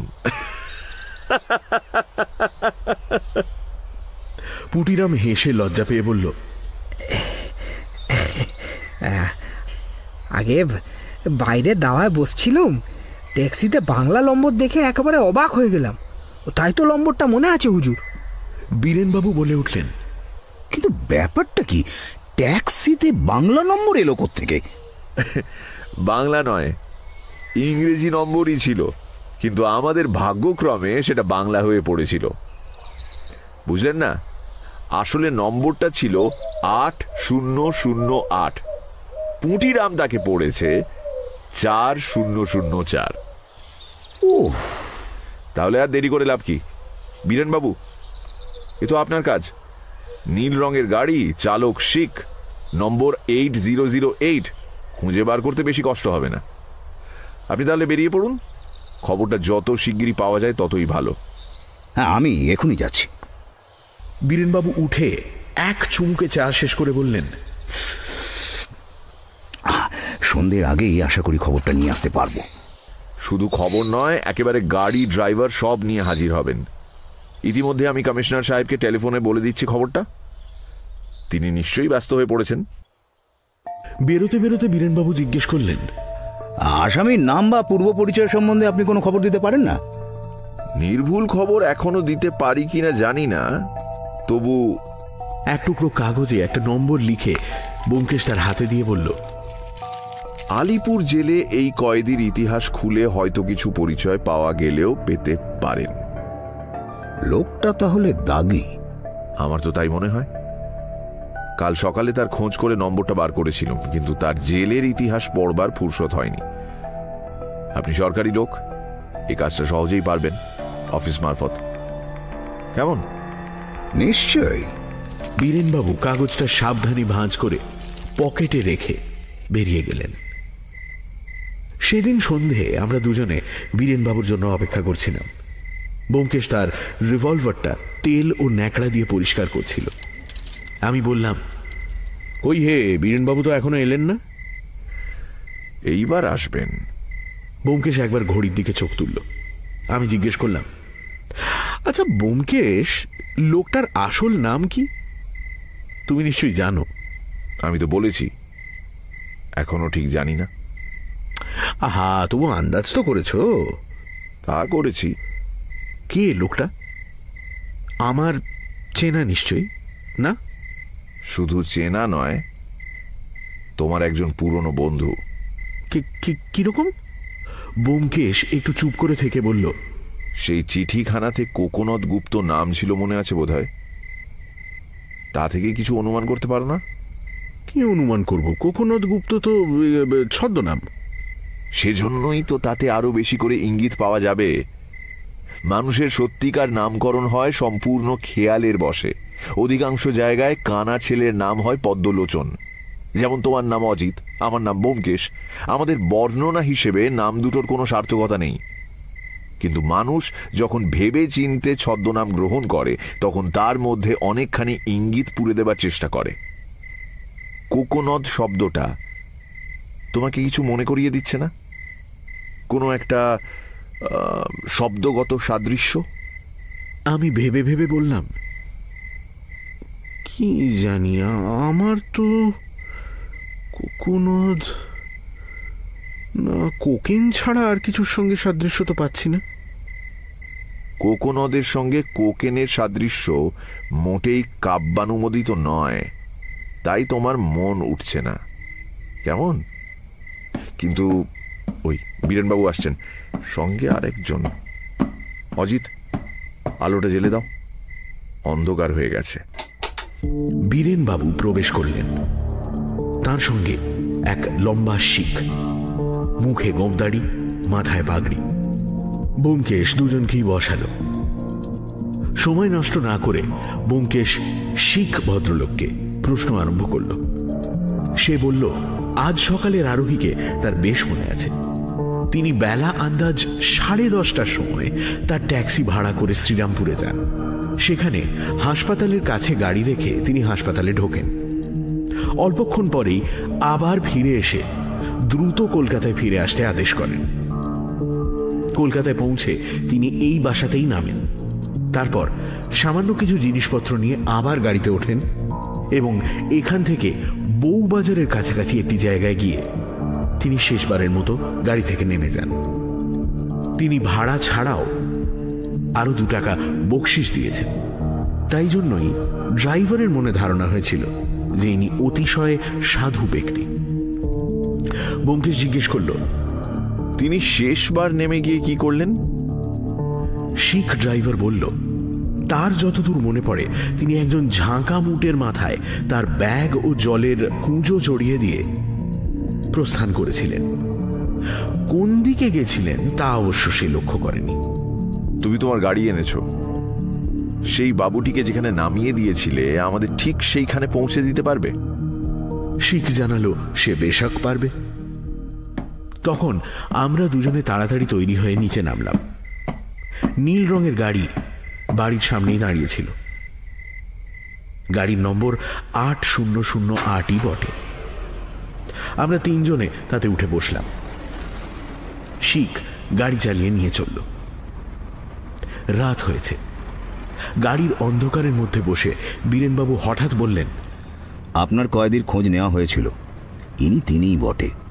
মাস 6 হলো জেল থেকে বেরিয়েছেন। ব্যোমকেশ বলল, যাক, তাহলে আর সন্দেহ নেই। মুখ পুড়েছিল কি করে? ইনি শিক্ষিত ভদ্রলোক আর বিজ্ঞানবিদ বলে একে জেল হাসপাতালের ল্যাবরেটরিতে কাজ করতে দেওয়া হয়েছিল। বছর 2 আগে একটা নাইট্রিক অ্যাসিডের শিশি ভেঙে গিয়ে মুখের ওপর পড়ে। বাঁচবার আশা ছিল না, কিন্তু শেষ পর্যন্ত বেঁচে গেলেন। আর কোনো কথা হলো না। মিনিট 15 পরে আমাদের গাড়ি এমন এক পাড়ায় গিয়ে দাঁড়ালো যে আমি অবাক হয়ে বলে উঠলাম, এ কি ব্যোমকেশ? এই তো আমাদের বহুদিনের পুরনো কথা মনে পড়ে গেল। এই পাড়ারই একটা মেসে ব্যোমকেশের সঙ্গে আমার প্রথম পরিচয় হয়েছিল। হ্যাঁ, আমার অনেক আগেই বোঝা উচিত ছিল। ব্যোমকেশ ড্রাইভারকে জিজ্ঞেস করল, এইখানেই তিনি গিয়েছিলেন? হ্যাঁ বাবু। একটু চিন্তা করে ব্যোমকেশ বলল, আচ্ছা, এবার আমাদের ফিরিয়ে নিয়ে চলো। বীরেনবাবু বলে উঠলেন, সে কি, নামবেন না? দরকার নেই, আমাদের শিকার কোথায় আছে আমি জানি। তাহলে এখনই তাকে গ্রেফতার করা দরকার। ব্যোমকেশ বীরেনবাবুর দিকে ফিরে বলল, শুধু গ্রেপ্তার করলেই হবে? দেশলাইয়ের বাক্সটা চাই না? না না, তা চাইবই কি। তাহলে কি করতে চান? ব্যোমকেশ বীরেনবাবুর দিকে ফিরে বলল, আগে দেশলাইয়ের বাক্সটা সম্বন্ধে নিশ্চিন্ত হয়ে তারপর তাকে ধরতে চাই। চলুন, কি করতে হবে বাসায় গিয়ে বলবো। আমরা আবার ফিরে চললাম। রাত 8টার সময় আমি, ব্যোমকেশ ও বীরেনবাবু একটা অন্ধকার গলির মোড়ে এক ভাড়া করা গাড়ির মধ্যে লুকিয়ে বসলাম। এইখানে একটা গাড়ির স্ট্যান্ড আছে, তাই আমাদের গাড়িটা আলাদা করে কারুর দৃষ্টি আকর্ষণ করবে না। সামনে প্রায় 50 গজ দূরে আমাদের সেই পুরনো মেস। বাড়িখানা এক বছরে একটুও বদলায়নি, যেমন ছিল তেমনই আছে। কেবল দোতলার মেসটা উঠে গেছে। ওপরের সারি সারি জানলাগুলোতে কোনো আলো নেই। মিনিট 20-25 অপেক্ষা করার পর আমি বললাম, আমরা তো ধর্ণা দিচ্ছি, কিন্তু উনি যদি আজ রাত্রিরে না বেরোন? বেরুবেন বই কি, রাতে খাবার তো খেতে হবে। আরো 20 মিনিট কেটে গেল। ব্যোমকেশ গাড়ির জানলা দিয়ে বাইরে তাকিয়ে চাপা গলায় বলল, এইবার বেরুচ্ছেন তিনি। আমরা দেখলাম একজন লোক আপাদমস্তক র্যাপার মুড়ি দিয়ে সেই বাড়ির দরজা থেকে বেরিয়ে এলো। তারপর একবার রাস্তার দুদিকে তাকিয়ে দ্রুত পদে দূরের অন্ধকারে মিলিয়ে গেল। রাস্তায় লোক চলাচল ছিল না বললেই চলে। সে অদৃশ্য হয়ে গেলে আমরা গাড়ি থেকে নেমে বাড়ির সামনে এসে দাঁড়ালাম। সামনের দরজায় তালা লাগানো। ব্যোমকেশ মৃদু স্বরে বলল, এদিকে এসো। পাশের যে দরজা দিয়ে ওপরে উঠবার সিঁড়ি রয়েছে সে দরজাটা খোলা ছিল। আমরা তার ভেতরেই ঢুকলাম। এখানে সরু এক ফালি বারান্দা, তাতে একটি দরজা নিচের ঘরগুলোকে ওপরের সিঁড়ির সঙ্গে সংযুক্ত করছে। ব্যোমকেশ পকেট থেকে একটা টর্চ বার করে দরজাটা দেখল। বহু কাল ব্যবহার না হওয়ার ফলে দরজার কাঠে খানিকটা ঘুণ ধরেছিল। ব্যোমকেশ জোরে চাপ দিতেই হুড়কো ভেঙে দরজা খুলে গেল। আমরা ভেতরে ঢুকলাম। ভাঙা দরজা ভেতর থেকে ভেজিয়ে দিয়ে ব্যোমকেশ টর্চের আলো চারিদিকে ফেলল। ঘরটি বহুদিন অব্যবহৃত। মেঝে ধুলোর পুরু আস্তরণ, কোণে মাকড়সার জাল। ব্যোমকেশ বলল, এটা নয়, ওদিকে চলো। ঘরের আরেকটি দরজা খোলা ছিল। সেটা দিয়ে আমরা এবার ভেতরের একটি ঘরে ঢুকলাম। এই ঘরটা আমাদের পরিচিত। বহুবার এখানে বসে আমরা আড্ডা দিয়েছি। টর্চের আলোয় দেখলাম ঘরটা সম্প্রতি পরিষ্কার করা হয়েছে। একপাশে একটি তক্তপোষের ওপর বিছানা পাতা, মাঝখানে একটি টেবিল ও চেয়ার। ব্যোমকেশ ঘরটার চারপাশ টর্চের আলোয় দেখে নিয়ে বলল, এই ঘরটা। বীরেনবাবু, এবার আসুন, অন্ধকারে বসে গৃহস্বামীর প্রতীক্ষা করা যাক। বীরেনবাবু ফিসফিস করে বললেন, দেশলাইয়ের বাক্সটা এই বেলা? সেজন্য ভাবনা নেই। রিভলভার আর হাত করা পকেটে আছে তো? আছে। বেশ, মনে রাখবেন লোকটি কিন্তু খুব একটা শান্তশিষ্ট নয়। আমি এবং বীরেনবাবু তক্তপোষের ওপর বসলাম। ব্যোমকেশ চেয়ারটা দখল করল। অন্ধকার ঘরের মধ্যে নিঃশব্দে প্রতীক্ষা আরম্ভ হলো। বেশিক্ষণ অপেক্ষা করতে হলো না। আধ ঘন্টা হতে না হতেই বাইরের দরজায় খুট করে একটা শব্দ হলো। আমরা খাড়া হয়ে বসলাম। নিঃশ্বাস আপনা থেকেই বন্ধ হয়ে গেল। অতি মৃদু পদক্ষেপে অন্ধকারে কেউ একটা এগিয়ে আসছে। তারপর হঠাৎ ঘরের আলো দপ করে জ্বলে উঠল। ব্যোমকেশ সহজভাবেই বলল, আসতে আজ্ঞা হোক অনুকূল বাবু, আমরা আপনার পুরনো বন্ধু, তাই অনুমতি না নিয়ে ঘরে ঢুকে পড়েছি, কিছু মনে করবেন না। অনুকূল ডাক্তার অর্থাৎ 2 নম্বর ব্যোমকেশ বাবু সুইচে হাত দিয়েই দাঁড়িয়েছিলেন। কিছুক্ষণ তিনি কোনো কথা বললেন না। তার নিষ্পলক চোখ দুটো একে একে আমাদের 3 জনকে পরিদর্শন করল। তারপর তার বিবর্ণ বিকৃত মুখে একটা ভয়ঙ্কর হাসি দেখা দিল। তিনি বললেন, ব্যোমকেশ বাবু যে সঙ্গে পুলিশ দেখছি, কি চাই? কোকেন? না না, অত দামি জিনিস চেয়ে আপনাকে বিপদগ্রস্ত করব না। আমরা অতি সামান্য জিনিস চাই, একটা দেশলাইয়ের বাক্স। অনুকূল বাবুর অনাবৃত চোখ দুটো ব্যোমকেশের মুখের ওপর স্থির হয়ে রইল। তিনি ধীরে ধীরে বললেন, দেশলাইয়ের বাক্স? তার মানে যে বাক্স থেকে একটি কাঠি সম্প্রতি ট্রামে যেতে যেতে আপনি আমায় উপহার দিয়েছিলেন, তার বাকি কাঠিগুলি আমার চাই। আপনি তাদের যে মূল্য ধার্য করেছেন অত টাকা তো আমি দিতে পারবো না, তবে আশা আছে বন্ধু জ্ঞানে সেগুলি আপনি বিনামূল্যেই আমায় দিয়ে দেবেন। আপনি কি বলছেন? আমি কিছু বুঝতে পারছি না। পারছেন বই কি, কিন্তু হাতটা আপনি সুইচ থেকে সরিয়ে নিন। ঘর হঠাৎ অন্ধকার হয়ে গেলে আমাদের চেয়ে আপনারই বিপদ হবে বেশি। আপনি বোধহয় লক্ষ্য করেননি, 2টি রিভলভার আপনার বুকের দিকে স্থির লক্ষ্য করে আছে। অনুকূল বাবু সুইচ ছেড়ে দিলেন। তার মুখে পাশবিক ক্রোধ এতক্ষণে উলঙ্গ মূর্তি ধারণ করেছে। তিনি চিৎকার করে উঠে বললেন, শালা শুয়োর, আমার জীবনটা তুই নষ্ট করে দিয়েছিস। জীবনটাকে নষ্ট করে দিয়েছিস তুই। ব্যোমকেশ দুঃখিতভাবে মাথা নাড়ল। ডাক্তার, জেলখানায় থেকে তোমার ভাষাটা বড় হয়ে গেছে দেখছি। দেবে না তাহলে দেশলাইয়ের বাক্সটা? না না, দেব না, দেব না। আমি জানি না কোথায় দেশলাইয়ের বাক্স আছে। তোর সাধ্য হয় খুঁজে নে। শুয়োর কথাটা। নিঃশ্বাস ফেলে ব্যোমকেশ উঠে দাঁড়ালো। খুঁজেই নি তাহলে। বীরেনবাবু, আপনি সতর্ক থাকবেন।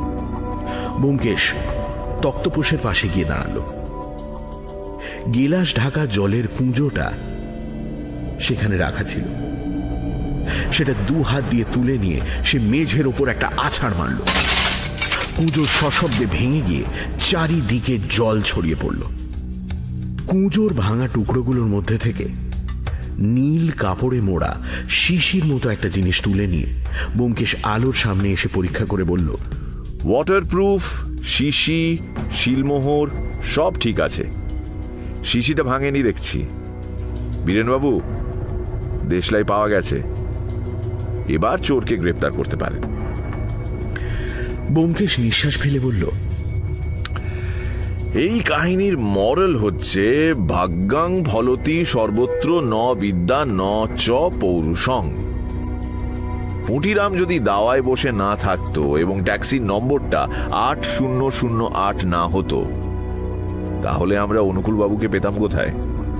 জিজ্ঞেস করলাম, তা তো বুঝলুম, কিন্তু দেশলাই চোর যে অনুকূল বাবু, এই সন্দেহ তোমার কি করে হলো? আমার সত্যান্বেষী জীবনে যতগুলি ভয়ঙ্কর শত্রু তৈরি করেছি তার মধ্যে কেবল 3 জন বেঁচে আছে। প্রথম, পেশোয়ারি আমির খাঁ, যে মেয়ে চুরির ব্যবসাকে সূক্ষ্ম ললিত কলায় পরিণত করেছিল। বিচারে পিনাল কোডের কয়েক ধারায় তার 12 বছর জেল হয়। দ্বিতীয়, পলিটিক্যাল দালাল কুঞ্জলাল সরকার, যে সরকারি অর্থনৈতিক গুপ্ত সংবাদ চুরি করে শেয়ার মার্কেটে বিক্রি করত। বছর 2 আগে তার 7 বছর শ্রীঘরের ব্যবস্থা হয়েছে। আর তৃতীয়, আমাদের অনুকূল ডাক্তার, ইনি কোকেনের ব্যবসা এবং আমাকে খুন করবার চেষ্টার অপরাধে 10 বছর জেলে যান। হিসেব করে দেখছি বর্তমানে কেবল অনুকূল বাবুরই জেল থেকে বেরোবার সময় হয়েছে, সুতরাং অনুকূল বাবু ছাড়া আর কে হতে পারে? তা বটে, কিন্তু এই মুখ পোড়া ভদ্রলোকটি যে অনুকূল বাবু, এই সন্দেহ তোমার হয়েছিল? না, ওর হাঁটার ভঙ্গিটা পরিচিত মনে হয়েছিল বটে, কিন্তু ওকে সন্দেহ করিনি। তারপর সেই কোকোনদ গুপ্তর চিঠিখানা, সেটাও মনে ধোঁকা ধরিয়ে দিয়েছিল। কোকোনদ নামটা এতই অস্বাভাবিক যে ছদ্মনাম বলে সন্দেহ হয়, উপরন্তু আবার গুপ্ত। অজিত, তুমি বোধহয় লক্ষ্য করেছ আমাদের দেশের লোক ছদ্মনাম ব্যবহার করতে হলেই নামের শেষে একটা গুপ্ত বসিয়ে দেয়। তাই 2 নম্বর ব্যোমকেশবাবু যখন চিঠিখানা নিজের বলে স্পষ্টভাবে দাবি করতে না পেরেও নিয়ে চলে গেলেন, তখন আমার মনটা খুঁতখুঁত করতে লাগলো। কোকোনদ শব্দটা কোকেনের কথাই মনে করিয়ে দেয়, তুমি ঠিকই ধরেছিলে। কিন্তু তখন 2 নম্বর ব্যোমকেশবাবুর ওপর কোনো সন্দেহ হয়নি, তাই মনের সংশয় জোর করে সরিয়ে দিয়েছিলাম। তারপর শ্রীরামপুর হাসপাতালে তুমি বললে উনি আমাকে দেখতে এসেছেন, তখন নিমেষের মধ্যে সংশয়ের সব অন্ধকার কেটে গেল। বুঝলাম উনি অনুকূল বাবু এবং দেশলাই চোর। তো এত নাম থাকতে উনি হঠাৎ ব্যোমকেশ নাম করে এই বাসায় এসে উঠলেন কেন? আগেই বলেছি, প্রতিহিংসা প্রবৃত্তি বড় অদ্ভুত জিনিস। ওই চিঠিখানা আমাকে দিয়ে আমি বুঝতে পারি কিনা দেখবার জন্য উনি এত কাণ্ড করেছিলেন, আর ওই প্রবৃত্তির দ্বারা তাড়িত হয়ে শ্রীরামপুরে আমার মৃত মুখ দেখতে গিয়েছিলেন। উনি জানতেন ওর মুখের চেহারা এমন বদলে গেছে যে আমরা ওকে চিনতে পারবো না। কিছুক্ষণ চুপ করে থেকে আমি প্রশ্ন করলাম, আচ্ছা, জলের কুঁজোর মধ্যে দেশলাইয়ের কাঠি যে উনি লুকিয়ে রেখেছেন, এটা তুমি ধরলে কি করে? এইখানে অনুকূল বাবুর প্রতিভার পরিচয় পাওয়া যায়। দেশলাইয়ের কাঠি জলের মধ্যে লুকিয়ে রাখা হবে এ কেউ কল্পনাই করতে পারে না। কাজেই যদি কোনো কারণে তার ঘর খানাতল্লাশ হয়, জলের কুঁজোর মধ্যে কেউ তা খুঁজতে যাবে না। আমার সন্দেহ হলো যখন শুনলাম তিনি একটি হ্যান্ডব্যাগ আর জলের কুঁজো নিয়ে চলে গেছেন। হ্যান্ডব্যাগ না হয় বুঝলাম, কিন্তু জলের কুঁজো নিয়ে গেলেন কেন? শীতকালে যে লোক লেপ বিছানা নিয়ে গেল না, সে জলের কুঁজো নিয়ে যাবে কিসের জন্য? জলের কুঁজো কি এতই দরকারি? তারপর তার বাক্স থেকে যখন গালা, ওয়াটারপ্রুফ ইত্যাদি বেরুলো, তখন আর কিছুই বুঝতে বাকি রইল না। কাঠিগুলি তিনি শিশিতে পুরে ওয়াটারপ্রুফ কাপড়ে জড়িয়ে শিলমোহর করে তাকে জলের মধ্যে ফেলে দিয়েছিলেন, যাতে জলের মধ্যে থেকেও নষ্ট না হয়। অনুকূল বাবুর বুদ্ধি ছিল অসামান্য, কিন্তু বিপথগামী হয়ে সব নষ্ট হয়ে গেল। মুটিরাম চায়ের খালি কাপগুলো নিয়ে যাচ্ছিল, তার দিকে তাকিয়ে ব্যোমকেশ বলল, মুটিরাম, ফার্স্ট বুক এনেছো? আগে হ্যাঁ বাবু। বেশ, অজিত, আজ থেকেই তাহলে পুঁটিরামের হায়ার এডুকেশন আরম্ভ হোক। কারণ প্রত্যেকবারই যে 8008 নম্বর ট্যাক্সিতে আসামি পালাবে এমন তো কোনো কথা নেই।